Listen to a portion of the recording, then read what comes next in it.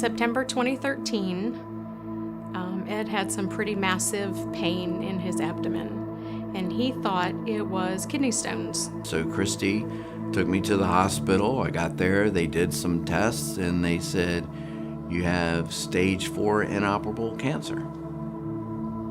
And the oncologist was in there one morning, and Ed had stepped out to use the restroom, and he looks at me and he says, you just need to know how serious this is.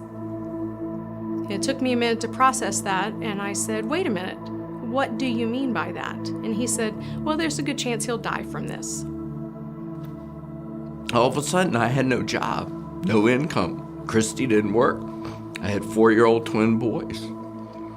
And that was the first time in my life that I turned every single thing over to God. My finances and my family. You know, I'd prayed to God about things before, but that was the first time I turned every single thing over to Him. Christy had the hard part because she had to take care of me and the boys. And a friend of mine named Lee came to me and said, what can I do for you? And I said, take care of my wife and kids. And so I came here, and I sat in the back of the sanctuary. It was dark, and I just wept. And I just wept and wept and wept. And God, what does this mean? What are you going to do? What does this mean for us? And no, you can't take him from me. As God would have it, in His perfect order, there was a pastoral staff meeting. And then they took me back to the conference room, and they all prayed over me. And it took me a little while to calm down. But once I was able to calm down, I just knew at that moment that everything was going to be okay.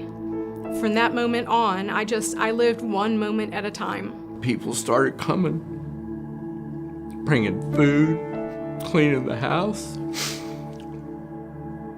taking care of our yard, putting up fence, putting up a fort for the kids. We never missed a payment for our house. We did not miss a bill payment. We did not miss a tithe. We did not tap into our savings. We stepped out on total faith in that, and God provided for us. I feel like my faith has always been strong. How it's changed me, I want to tell others. You need to grow in your strength for God, because He will take care of you through thick and through thin. He's always there, good times or bad times. He's always there if you just let Him be. He wants to be, but you have to open that door. You have to let Him in. And when you let Him in your life, truly let Him in your life, you're at peace. And I'm at peace.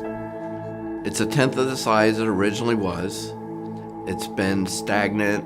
They've never said the word remission, but the doctor has told me that there's a couple new treatments that look very promising to hang in there. So I'm hanging. I'm Ed Sinclair, and I have cancer.